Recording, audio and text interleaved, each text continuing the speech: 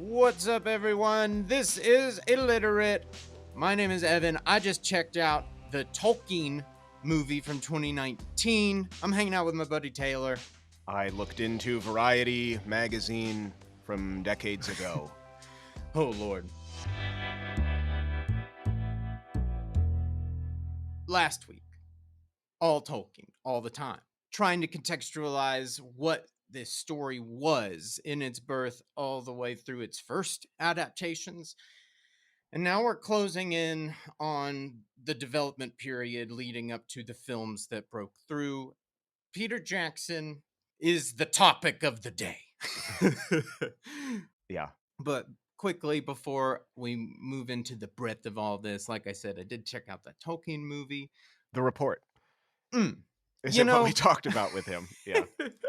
it did. Yeah, yes, it covers it. I was a little bit underwhelmed with how much it relies visually on tonally everything in Lord of the Rings. Really, it's really heavy-handed, in its parallels, and I thought that really was unnecessary. His story on its own is good without trying to make everything like it's something out of Lord of the Rings. I understand some things actually are, but not like Yeah. a little bit just for my taste. But if you are really into these stories, which they're, everybody loves these things. So if you Yeah. love these things, I feel like this is a cool companion piece. Give it a shot. Yeah. If you wanted No, to get more it's into not him. bad. Yeah. It's certainly well made. Don't Yeah. get me wrong. It's like well made. So Yeah. it's I'm just taste wise a little heavy handed for me, but I think if you like this stuff, it's awesome. But yeah. So moving on, we're taking Tolkien's hand all the way in. We've had a couple of those adaptations, the animated things, and more starts and stops than I ever imagined. I mean, really. Mhm. Now we're approaching the man that galvanizes this thing and brings it into the modern age for everyone. And the question really everybody asks is, well, how did he get how did he but I think what we're going to cover today is the inverse of that. Uh-huh. Is a bit more, how did he convince them? Right. Not how did he get it, but how did they after these false starts, how did he convince them that there was actually something worthwhile here? How did he Yeah. convince them that the story was actually filmable? Exactly. Yeah, we don't have the precedent of, which is what every studio executive wants now, vast, untapped cinematic world building franchise material. This was confusing, nerdy underground junk, dusty British literature with movies that stunk. So, Uneven, false yeah. starts, no ends. That was, I mean, I can't believe they. If you didn't Yeah. listen to it, go back. It's not ending something. Oh my God. Yeah.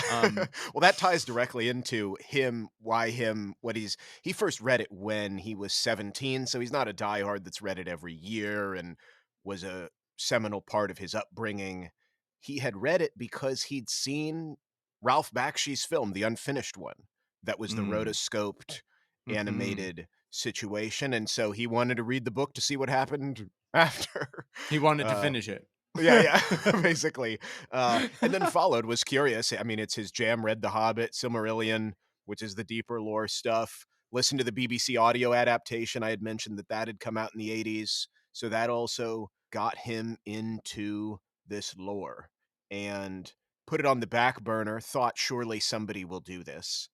Gets to mid 90s when he's in the film scene now, and he wanted to do some sort of a fantasy high epic thing. Fran, who is his co-writer and partner on everything, they started referring to these books when writing their story, and they're just like, well, why don't we inquire about the rights? Because Yeah. nothing ever came from it, and everything we're doing is basically what he It's was doing. available. Yeah. Should we check on it? Let's get into a little bit of Peter Jackson's junk before, so that we know when people are the question that people do ask, how did he get to do this? Because didn't seem like the James Cameron big epic person. He had done a couple films before, and Evan, you're probably familiar with some of these maybe, but Oh yeah. yeah, Bad Taste. right. One of his big early films. We saw that at film school. Pretty wild, pretty influential. I was really fond of Heavenly Creatures, about the two girls that create their own world inside their heads and basically go off and have a Yeah. rampage. Period But piece based on a real murder, right? Yeah. I That believe so, yeah. absolutely. Kate Winslet, so it's her, pre-Titanic. This is actually the thing that gets her the role in Titanic, so this movie really does start to spawn out a lot of things that we're still feeling the effect of. Mhm. It's through this that I mean, this production is much bigger than Bad Taste. Bad Taste is a run and gun, low budget indie I mean, it And is it's a like gross it's aliens gross. attack. Yeah, yeah. A big Puppets and effects, huge mhm, genre, but very pulpy. mhm, 80s horror subgenre film, whereas Heavenly Creatures is mhm. much more refined, a much more Hollywood picture, and it's really demonstrating Peter Jackson's ability as an established filmmaker, somebody who can wield good amounts of money, real talent, and do something with it. Yeah, And again, picks Kate Winslet and really helps start her career. This is one of her biggest things, and then Titanic yeah. galvanizes it. So, Yeah, that was his inflection point in the '90s because the other ones that he had was Meet the Feebles, which puts Team America to shame. It's these raunchy puppets situation. oh, And then Brain Dead is this zombie comedy. So he's all over the map. Mostly though, what somebody said I saw in a review of his work, gore and guffaw. This was yeah, his time frame. But then Heavenly Creatures, this more art house, serious murder drama, an eclectic body of work, but it will pay dividends when it comes to being able to prove his worth on such an eclectic piece, even though Lord of the Rings is fantasy, there is drama and horror and romance yeah, and effects and puppets and all sorts of everything that he's been messing with. So the rights where he and Fran go to look for who had this, I had said United Artists had sold them because they were holding on to them. They sold them to make that Ralph Bakshi half-made thing yeah. to Saul Zaentz, who is a producer, and so his company is the one that had it.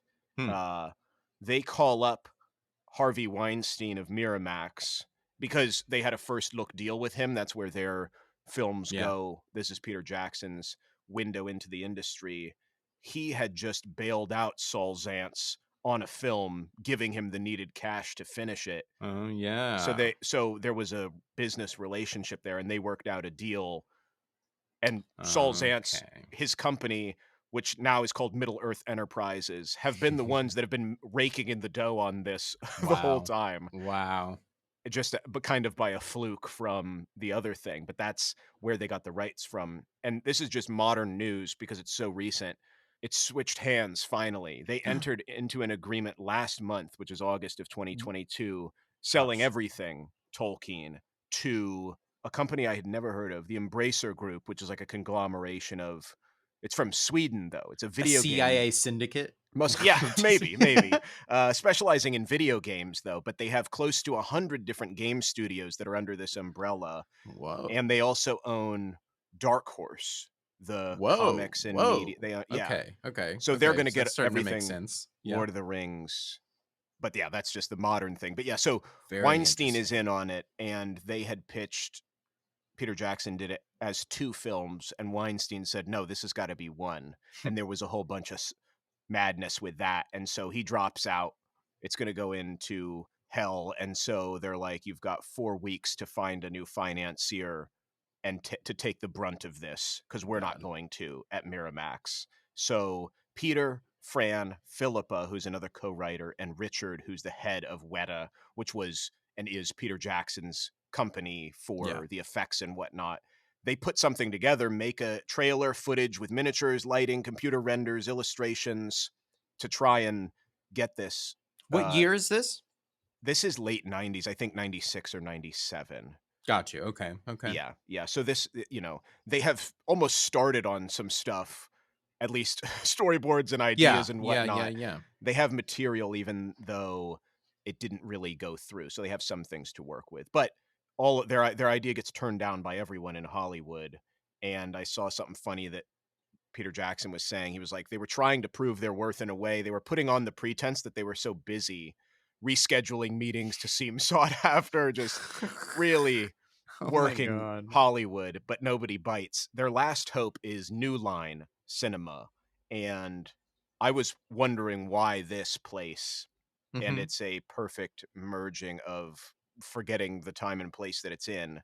Uh, One man in particular who I'd never heard the name of, Mark Ordesky, was a junior executive at New Line when they were starting out. He's also a rabid Tolkien fan, and he became friends with this bizarre Kiwi director, Peter Yes. Jackson. Jackson slept on his couch when he was in LA, when he's working on earlier Yes. stuff, to and fro. Ordesky made it to the head of the specialty division at New Line, who then he would oversee production of Lord of the Rings. So he's got somebody who can shuttle this True. along. Yeah. And then New Line themselves, I don't know anything about, so I looked into that, and they were sort of a maverick company. Almost, I don't know if A24 is a comparable I would say brand in so. terms of, They but yeah, they were hot on the horror scene. That was where yeah, all of the horror stuff, late 80s and through the 90s, was really coming out of, and that lasted into the early 2000s really. Um that's yeah, what I think of them as. They're Freddy Krueger, they're Jason, and yeah, everything yeah, similar to that really. yeah, Um not in the beef, not in the B and C flicks, but the more upper yeah, echelon. But that was really what they were pumping out. Scream, those types mhm, of things. yeah, It's funny with his history, horror effects genre. That makes a little bit of sense, actually, knowing where they are. And they're, like you said, a Maverick. They're jumping on as horror becomes a new thing post Scream. They're jumping on that all the same. yeah, That completely revitalizes the genre they were already in, and boom, they're off to the races, all in a new, fresh take. Now we're doing more yeah, Screams. Now we're doing Halloween like Scream. right, I know yeah. what you did last summer, urban legend. All so that's what they were doing. Yeah, and it started also in terms of right place, right time, right person. Bob Shea in 1967, when he was only 27, out of his apartment in New York City, and it was distribution only, which is what Mhm. A24 did to start. And what Mhm. he was doing was supplying foreign and art films for college campuses. So he probably also has a appreciation and awareness of the understanding of what Peter Jackson is doing, being a New Zealander, making these more obscure, eccentric films to start out. He kind of gets that Right, also when this right. guy is presenting this. So he's the main chairman, Bob Shea. They go in. He said, sure, love it, but no. And they're like, oh God, he's going to want to do the one film thing like Weinstein. And he's like, why aren't we doing three films? And he said, also, let's film them simultaneously. Let's not waste time. Well, Let's not that see I if it agree works. Yeah. with. If you're gonna do Yeah. 3, you have to do it all in one shot, or in immediate Yeah. succession. You can't wait around and see how the success of one, that's a business model that I think post Lord of the Rings, maybe we save this for the next episode, Yeah. but Yeah. I think it has affected everything, and we putting things out with their first leg without knowing the back half and how it's gonna it's a Yeah. ridiculous way to tell a story, but I digress. Yeah, it was just a huge gamble but again, they're not they're taking the big swing chances, New Line is. So finally Peter Jackson gets somebody on board. Yeah. The next thought then though is the enormity of this and the almost unfilmability that had been perceived with the Hmm. previous stuff. How are they going to write this? Because a lot of this stuff is not in the books or is shifted around and whatnot. Who's involved? Like all that kind of stuff I was interested in at this phase when they say, okay, we're gonna do it. Yeah. You gotta put this all together. So here's what I found as far as that's concerned with adapting this. Christian Rivers is on board. He was storyboard artist, met Hmm. Peter when they were 17, been working on all his stuff. Fran Walsh, as I said, his co-writer forever. Philippa Boyens, who is another writer, read the book 7 times. One of her daughters ends up being Oh a yeah. hobbit in Fellowship. She's on board. Stephen Sinclair, who was also one of his friends, wrote earlier stuff with him and helped with Two Towers, but not the other two. Um, Okay. but this is, like I said, 97. They're taking a crack at writing all this. Obviously, it can't correspond exactly And a thing that he does differently is it takes more of a chronological and a less interlacing of storylines. And I didn't realize this was a bigger Hmm. part of the Tolkien stuff is entrelacement, which I'm saying that wrong because it's French, but it is a medieval literature narrative device used in Beowulf, used in other stories, and it is used in the Lord of the Rings books. Yeah. Uh, and this is what some scholars nicely call he's like the last middle age author because he's using Ooh, yeah. medieval writing style, but basically it's like the readers, like the characters, don't know what's happening to the others for long periods of time, so stories are picked up and dropped because they're out pursuing quests and doing different things. Sometimes groups are more ahead in time than others, so you realize, Right. oh well, that happened later, or that was, oh, we've just been missing. So so there's a bigger sense of cliffhangers and setups and payoffs and things like that. Yeah. But they really do have more intercutting in the films and say, this is about getting the ring to Mount Doom. Here's all the other stuff going on around that. But we're Hmm. tracking with that and we're popping off on the side. The books do not do that. The criticism is the lack of psychological depth, where it's like, oh, this is just for 15 to 25-year-olds who love action and violence. And there's a lot more character reflection and they're debating and wrestling with their conscience. And so people say, well, they favor action and craziness, which is probably true. Um, Gotcha. Yeah. and got rid of some people are like, oh, it's a thematic butchering of the books. But this leads me to the last one, which I thought one scholar discussed an interesting point, is kind of the competing motives. So filmmaking is a business. Peter Jackson is under financial pressure and audience pressure and genre expectations, everything coalescing in 2001 versus Tolkien, as we talked about in our first episode, who was risking only his spare time to make this. He had a Right. solid Right. job as well, so it's not like he was even doing this with a fire to get paid. Right. Uh, it's just a completely different setup for the different creations. Gosh. I didn't want to bear too much on that. I found a website where somebody lists literally every single change from the book versus the film, and Lord. underneath the pro and con weighted for what it does for the book and film in a positive and negative context. Uh, Jeez. that could be 7,000 episodes. It's like, we're not here to debate any of that. Right. Right. Right. People, this is please don't write us about that. And what works and doesn't work in the films and books. I just wanted to throw out some of the stuff. Right. It's like they were thinking about these things. Like I said, Tolkien hated everything regardless. Any filmic version was going to be I blurring loved how and curmudgeonly he compressing. got in old age. That was Yeah. almost surprising, but Yeah. yeah, you know. Yeah.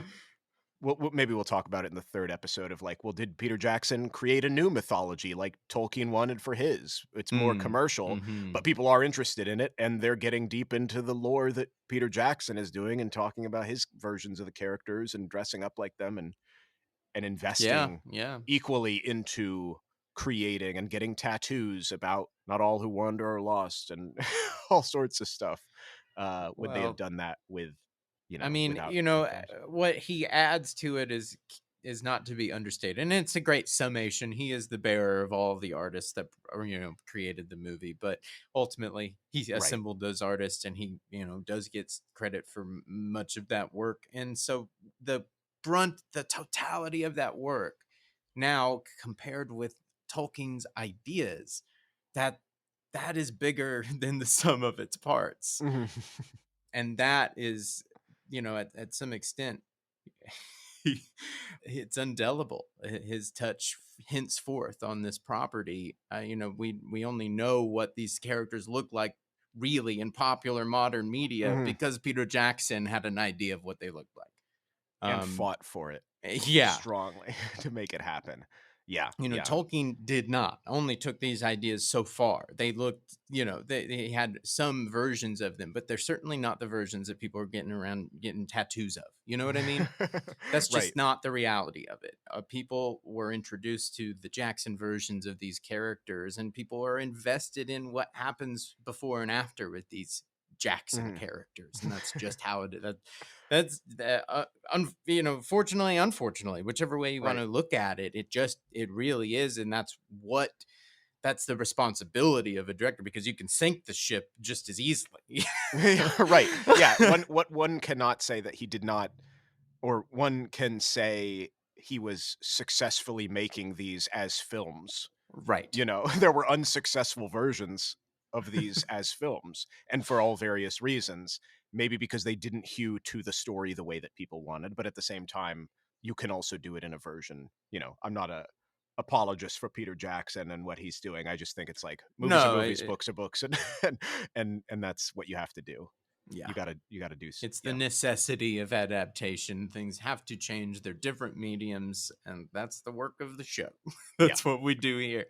And And he this was is a thinking this is a about it. great Yeah. example. And of course, I mean, you have to. You absolutely have to. But Yeah. one little thing I pulled out there that Yeah. I want to touch on that watching some, and like we said, we're not going to delve into all of these things, but one thing that I have been continuously impressed with the more I learn about these films, and these are not my nostalgia movies, but what I've Mhm. garnered is that the team amassed to make these movies might be the best single team of individual artists ever assembled. From what I know about what went into developing and designing these films, Yeah. I just don't have anything else comparable. It's staggering. It's incredible. The work belongs in a museum. The most much of the artists involved just should be hailed, and we don't even know their names. And Yeah.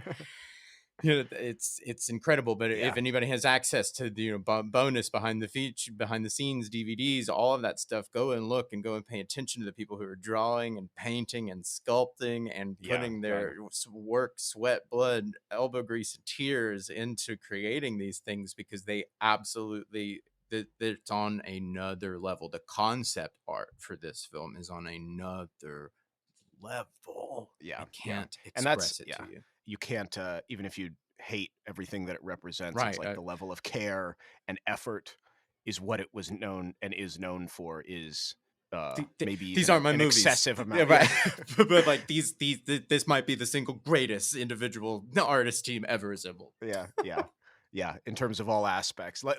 I wanna throw a lens on 3 weirder aspects that people forget because it has become the name of the game henceforth.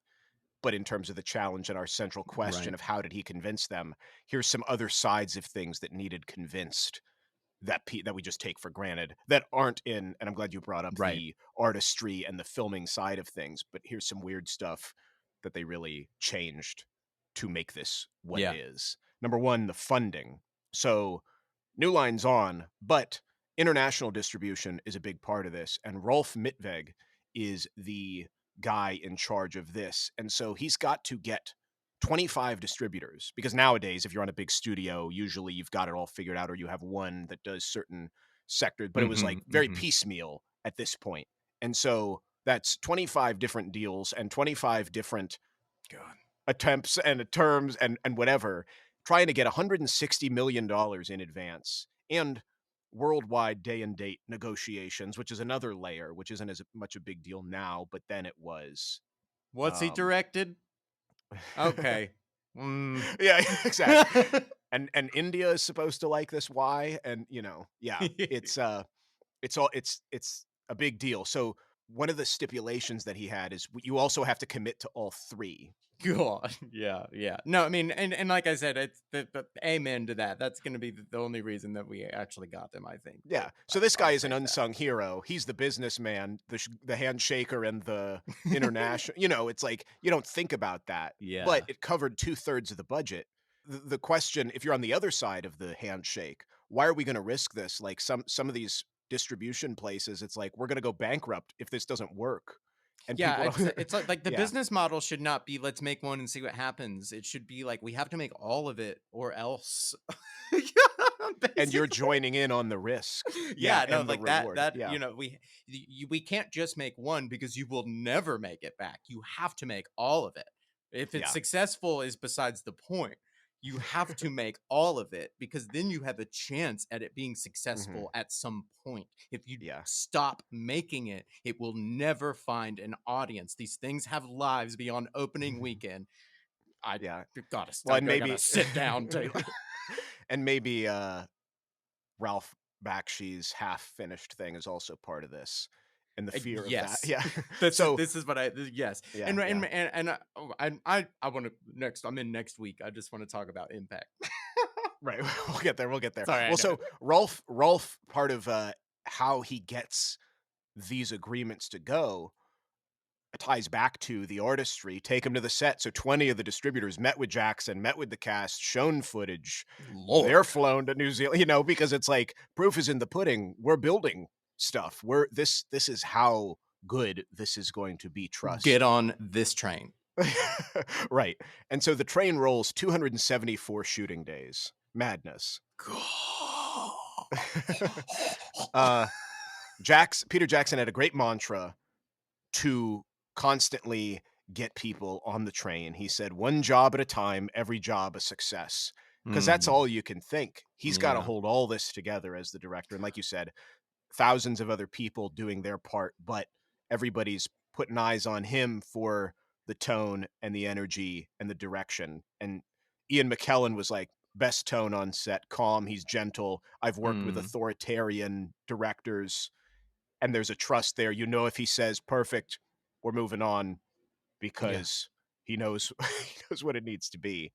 And then a name I've already mentioned, Ordeski, the New Line guy who was Yeah. his friend from LA. He's on location for most of filming, there for all of post, which took 3 years, flying Oh, back and forth to LA to show the executives.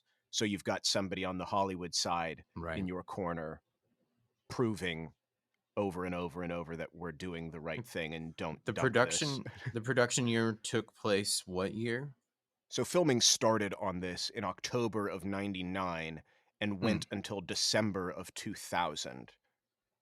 That Wow. was the days that they were working. And then after the first one came out, maybe in the mix of it, but there were pickup shots done from 2001 to 2003 to get when they had more money and they said, well, we got Right. to Okay. adjust this and So whatnot. But yeah, they're lensing it late 99. yeah, It first one comes out 2001. It yeah, explodes. Everything's in the can, but hey, now we got maybe some more money. yeah, Now we're looking at the story of it a different perspective. Now here's a solidified piece. Let's look at it in 3 acts now because we have all this material. People have seen the first act. Gets a little bit bigger there, yeah, 2001 to 2003 right. by the time this wraps up. Yeah, and that's the time that Ordeski, the post that I mentioned, he's Yeah. flying back and forth and yeah, So a never huge giving endeavor. I up. mean, you're really working on these movies from 1999. There were people that be working on this movie 1999 all the way to 2003. Yeah. And like I said, they Um, started 97 getting the rights and getting it together and they already had started building things and all that. Yeah. gosh. Um So with now this is filmed mostly, the marketing is the third piece that has some unsung heroes, and we don't think of it the way that marketing is done in 2022. So the Cannes Film Festival in 2001 is the first big push. Hmm. They had 26 minutes of footage for distributors and press, and this was the most talked about thing, and they had to kick people out of the theater to get Wow. the next thing I up would love because to people see are hanging the around. reel. I would love to know what pieces and in what state it was, you know. Yeah, I mean, probably a lot of the effects are not there, but yeah, it Yeah. was also just for context, I looked at it. Moulin Rouge, Shrek, and Mulholland Drive were also screened for Wow. 2001 Okay. at Very Cannes. good. But still, skeptical. Wizards and Elves had not been a blockbuster hit yet, or it's the overt fairy tale fantasy, Willow and Dark Right. Crystal and Jim Henson-y kind of stuff. That's what people know for Wizards and Elves and whatnot. It's But funny, yeah, and now I'm finally uncovering a piece about this that I've felt the entire time I've been digesting these films is that the uh-huh. first movie does feel very different than the other two. whereas from my perspective, the first movie feels like it was made in the 90s. It has a Uh-huh. 90s touch. It's a very smaller scope in terms of visually what we are allowed to see, how big this world is Yeah. compared to where we get in the second and third film. Yeah. But when I watched that first movie, I got it immediately. I go, oh, this is a fairy tale. This is very intimate. This is cozy and beautiful, and it felt very, very tactile, textured, and real in the sense that just is what movies really ought to be striving to do. Uh, What and yeah. and Yeah, then go I ahead. felt that it started to betray that slightly in the second and third ones. We're getting so much bigger. The effects are so much bigger. They got more money. They went back to the table on some story issues. And we got what we got, which are incredible, giant. They set the template for all these sorts of things. But when I look at them now, I have an affinity for that first movie and what it is, how it feels, because it's so very different. And I think I just am more akin to that style of filmmaking as opposed to what they found in the process. And what they found in the process has served us for 20 years Yeah. and has set the, I mean, but there's something about that first movie for me that feels a little more human, a little more real. Feels like I can reach out and touch it. Yeah. And I'm experiencing the story at 6 feet. Yeah. Um, Well, Peter Jackson, I love this quote talking about the tone. He said, Tolkien created fantasy, but not in a condescending way. The books have a historical weight to them. He didn't treat it as a fantasy, and that's what appealed to us to make a mm, fantasy as a historical piece. mhm, So, mhm. yeah, that's definitely what they were going for and what they were trying to show people with the marketing. Right, This is not right. this is the real stuff. So the Yeah, last thing they yeah. did at Cannes, which was a gamble, I think, was Hmm. they threw a Middle Earth party, 1,500 guests bussed to Whoa, this French castle. They had whoa. some of the parts of the sets there, costumed actors, Oh my God. which I say is a gamble because festival press could be exhausted or consider it cheesy or trite or pandering or whatever. But people were hype and they and it really helped. It kind of Dude, shows like, oh, we I got got I'm yeah. gonna track down pictures from this. Sounds crazy. This sounds amazing. Yeah. But they, they're saying like, You know, "Hey, we're in the big leagues here with this." Yeah. if it's not this team of artists, then it's not got these choices attached to it. Then it's at least aesthetically, then yeah, that's a giant risk. But I think by the time you get there, you okay, we have the costumes. It's gonna what the feeling is gonna be when somebody walks into a room to see it with a Yeah. drink in their hand under the lights. You know what I mean? That kind of thing. By the time you're putting together the party, you have an idea. But on a general, like we're going to plan to do this 2 years out, that's a bad idea. Don't. Or if everybody's going to the Shrek party, yeah, you don't know Right. who's hopping Um, on the bus from their hotel. Is anybody coming to this? Yeah. so it seems like the kind of thing you couldn't plan in advance because it would be outrageous to even think about such a thing. But like you get the idea on the lead up to it, seeing the opportunity because Yeah. the things are beautiful to behold in person, and you go, oh, if people can be in the room with them, they'll understand what the movie Mhm. could be. Right. So that's the press side of things, but it's more than that, of course. It has to be the audience and the Yeah, true believers, because market research showed them that 20% of people had any idea what this was. And they're probably the gosh, hippies from reading the yeah, books from the yes. 70s. And They're all so, Peter Jackson's age. right. The thing that is lost on a lot of properties now, especially the superhero big situation, is like it works when you get the people who care on board first and prove that Yeah, you're not going to let them down. You're not just catering to say, hey, let's get everybody that we can. It's like you got to right. prove to the people who have been with this and love this for what it is. So this was also something, again, we don't think about because it seems foolish and silly, but their lordoftherings.net was the website. It doesn't Oh, exist anymore, but no. 1 billion hits before the film opened, Wow. and the website was up a year before the film was released in December Wow. 2001. And this thing had clips, interactive maps, chat rooms, interviews, screensavers, Oh, you know, people involved in the arc film, blogging, the contacting fans. It was, the it Internet was, Archive save the Wayback Machine save a version of it or something? Dang. Evan, I can tell you that it does exist. I'll post a link to it.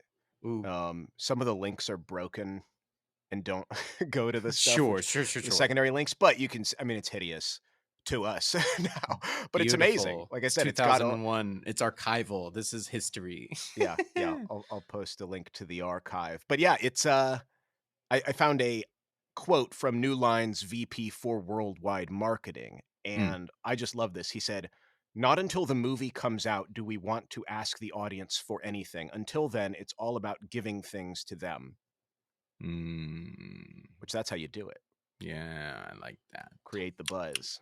Mhm. And there was word that 1.7 million people downloaded the trailer the Wow. first day that The the first website was day. and I saw a quote from a rival marketing executive who said, "I think that's the whole audience," because they were salty about it. Oh my god. Oh, there's always the voice in the room. That's hilarious. Yeah, but then, of course, it exploded. One of the concerns with the marketing and then when it opened was 3 months after 9/11, would people want this dark war of good versus evil clashing? And it did work well. It was something at least It's that people elemental, were you yeah, know. yeah. Yeah, at some level they were ready for it, and it was so detached. You know, it's so fantasy. It's the perfect thing to help you process that. That's what art is for, ladies and gentlemen. You know, what an amazing a gift, Yeah, actually, in the wake of something so horrible, is to be able to, you know, as a species, almost, as certainly as a nation, to be able to like look at something and process some trauma and feelings that we needed to process in the immediate aftermath. Yeah, yeah, that's pretty substantial, and I think that's pretty connected to why it's so important to so many people, where people were mentally when they digested it for the first yeah. time. That's important. You can't understate it. And I think part of the digesting palatability that I don't see too much talked about is Harry Potter and the Sorcerer's Stone or Philosopher's Stone came out the month before in November of 2001, and this came My out in December. gosh, my gosh. So it probably also got people going for some semi-realistic fantasy. It's But right up that of course, the alley. first Harry Potter is much more juvenile, and so then This is people a are little saying, "Well, more that was grown up. fine, but this is" yeah. Yeah, the Mm-hmm. writers scared me. I didn't like That's it. actually pretty interesting in terms of what's happening, where the culture is at that time. That all audiences got a taste of fantasy, good versus evil, very elemental. You know, Yeah, that's pretty wild for the back half of 2001. That's pretty yeah, cool. I hadn't thought about that. yeah. But the last portion of this episode, I would like to go into the just a little bit about some of the effects, only in one specific area, which is Peter Jackson, which we've harped on with him, Hmm. and then the next episode will be the rest of the world, and God help us all, all the other stuff that's come from this. But specifically, it ties back to why he was the person to convince them. Weta Workshop, he started in 1989 for Meet the Feebles, the puppet Yeah. one, and they had it was a self-sustaining business. They were doing museum installations, sculptures, film, anything with My work. gosh. Now they have makeup and prosthetics, armor, weapons, creatures, miniatures, but he was geared to go with his own thing, his own company to start working on this. They're one of the leading effects companies, bar none, for real. Yeah. Yeah. And then yeah, the offshoot, Weta Digital, which is now I think Weta FX, yeah, yeah, is they're one of the leaders. Yeah, yeah, they start he started that in '93 for Heavenly Creatures. So that he already had, and they invented massive software, which was yeah, used for for the fighting yeah. scenes and kind of gives it an AI for Yeah, individual 93 character. Yeah. is the burgeoning time for digital. Yeah. And you know, that's exactly the same time that ILM is making Jurassic Park. So the strides being Mhm. taken between 1991 and 1994 are insane.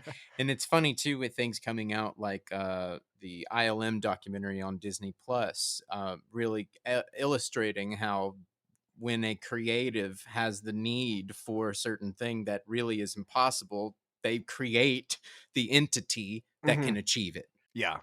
And this is another example of that. And it makes so much more sense when we're talking about, well, why him? And it's like, well, because he already had the literal businesses. He was already in the in the business of all of this stuff Yeah. because of his own musings of trying to make it happen. So he's not just some random New You Zealand could ask director who hasn't why done George anything. Lucas, well, he built it around him, Yeah, that yeah. it's Yeah.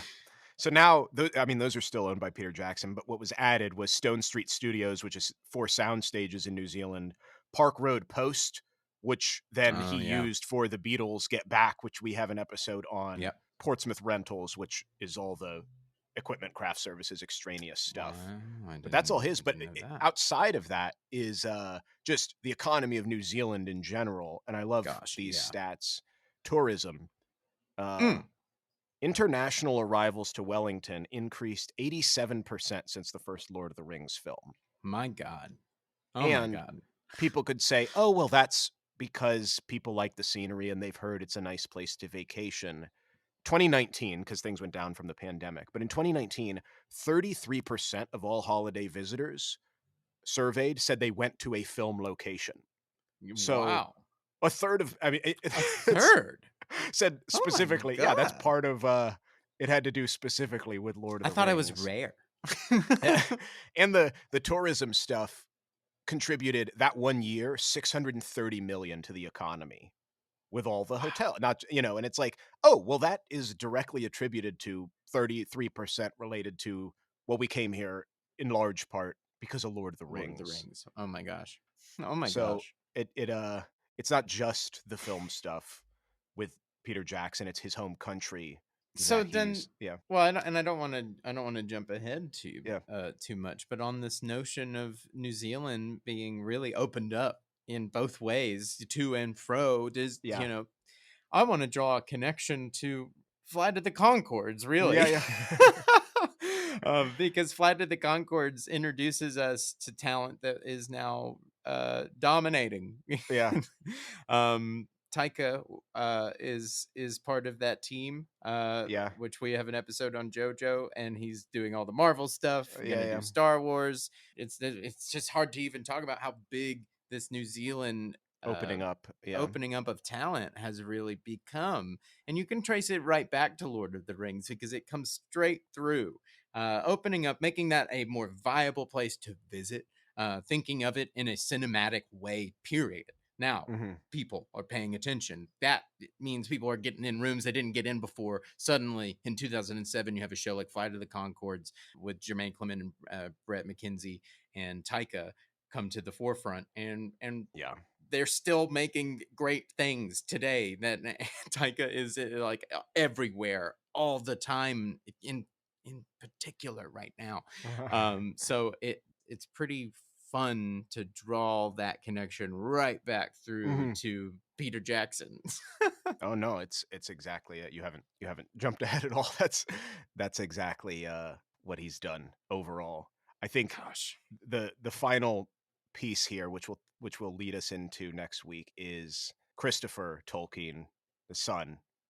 Mm, Uh, he said they eviscerated the book by making it an no. action movie for young people aged 15 to 25.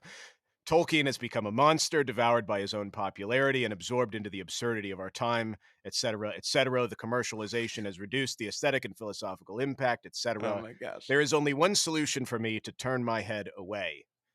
And so that's one person who whose father made this stuff. Next week we will discuss what people think of what has become thus far with hobbits and rings of power and Yeah. Halloween costumes and and all the Wizards. like. And yeah, yeah, yeah, and big tentpole universes. Yeah, Yeah. yeah. That'll be my little soapbox I was trying to keep closed today. Good God. Thank you so much, Taylor. Yeah, Incredible yeah. work. Thank you guys so much for listening. I cannot express to you how important it is that you reach out to us and talk to us about what you're reading, what you are excited about coming on all your streaming platforms, what's on cable. We want to know. We want to know because we might do an episode that you will go gaga for. So get in touch with us at illiteratepod@gmail.com. Baby, let us know what you want an episode on. You never know. Until next week, we will see you right back here. Stay safe, everybody. See you then.